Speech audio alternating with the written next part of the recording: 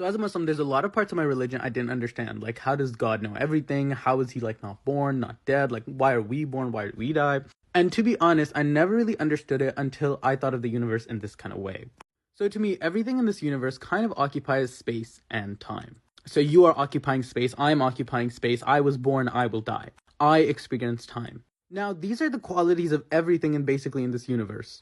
Now, when we say God isn't born and he doesn't die, meaning he doesn't experience time and he doesn't occupy space. He is outside of space and time. So when we think of Jannah, we think of all these things, we're like, how do they live forever? It's because they just don't experience time.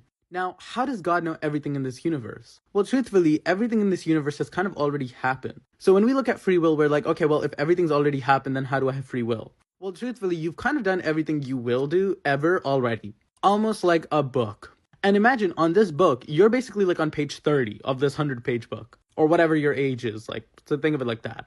In Islam, we also believe that on the Day of Judgment, you're going to be given a book with your entire life. So I like to think that book is our entire birth to death moments. Now, of course, God's going to know everything that's happened because he's outside of all that. He's already seen what happens on page 100.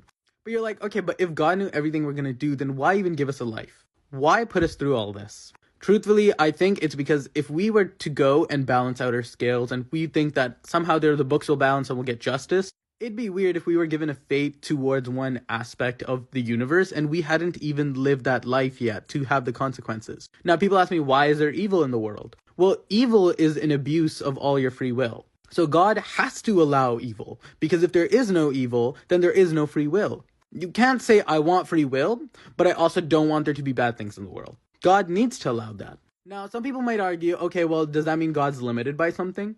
Is he limited by this constraint?